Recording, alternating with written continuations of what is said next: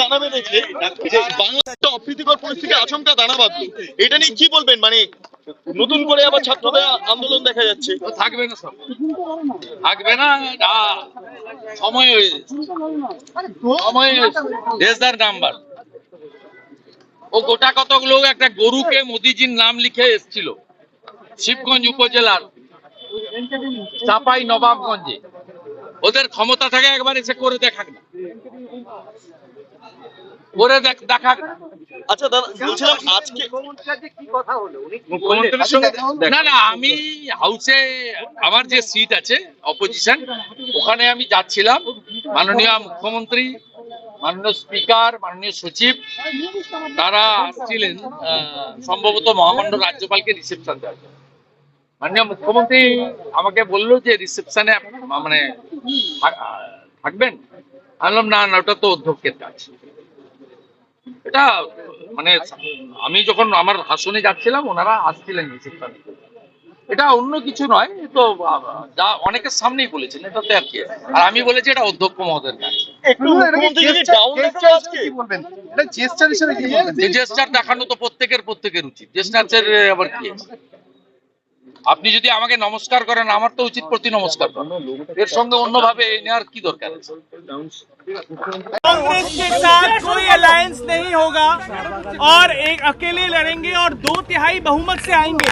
जहां पर ममता बनर्जी जब भी दिल्ली की बात आती है, इंडिया गठबंधन के बारे में कांग्रेस को खरी खोटी सुनाती है और यहाँ पर कोई तैयारी नहीं कांग्रेस के अलायंस की। क्या कहना चाहेंगे? ये तो मेरा बात नहीं है, कांग्रेस को पूछ लीजिए।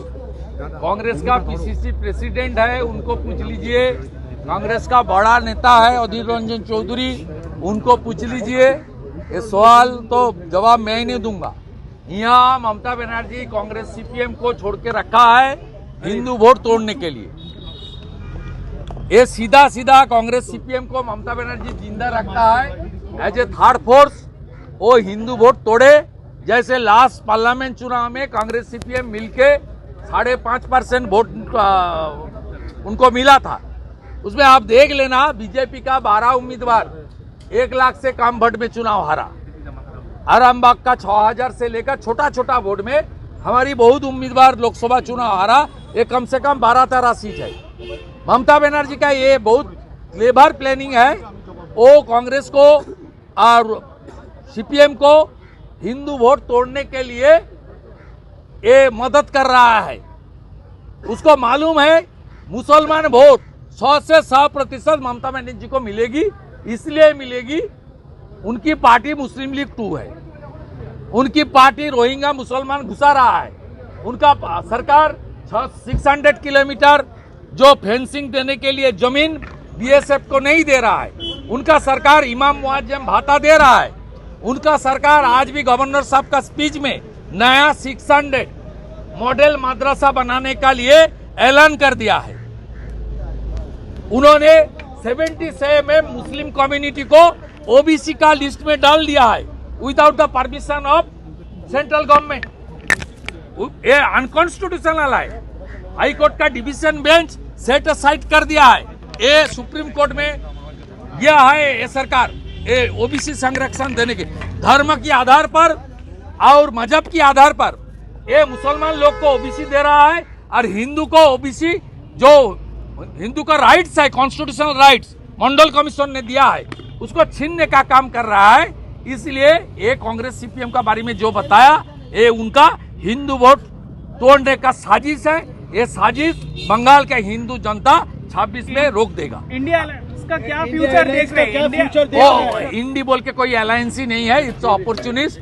इसको 3 इशू में ये लोग एक हुआ था। ईडीआई सीबीआई को रोकने के लिए चोर का अलायंस हुआ था, चोरों का अलायंस।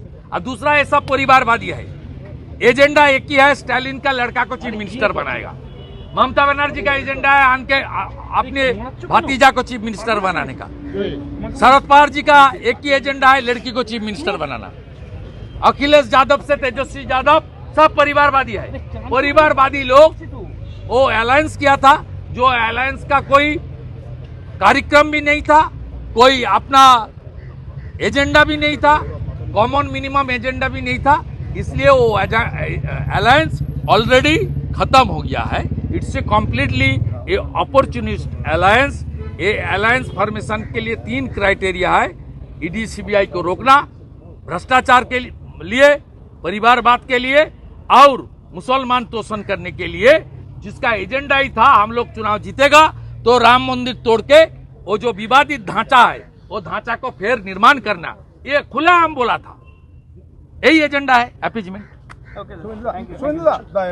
राहुल गांधी को लेके बंगाल में कांग्रेस ने रोड शो करने वाला है आफ्टर दिल्ली का आपको हराने के वो साइन बोर्ड हो गया है, वो पार्टी का कुछ नहीं है, वो पार्टी का साथ कोई नहीं है, वो करेगा खास करके हिंदू एरिया में करेगा, हिंदू वोट तोड़ के ममता को सपोर्ट करने के लिए।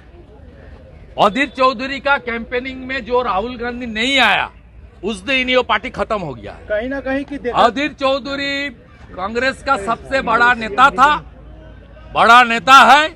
अधीर चौधरी अपने कैंपेनिंग में सेंट्रल कांग्रेस लीडरशिप को बुलाया। कांग्रेस अध्यक्ष खाड़गे जी कालिया चौक सुजापुर में कैंपेन किया ईसा खान के लिए, लेकिन राहुल गांधी, प्रियंका गांधी और कांग्रेस का कोई नेशनल लीडर बहरमपुर पे नहीं आया। इसलिए नहीं आया, ममता बनर्जी का जो कैंडिडेट है गुजरात से आया था यूसुफ पठान, उनको जिताने के लिए। इसलिए कांग्रेस यहाँ खत्म। कहीं ना कहीं की कांग्रेस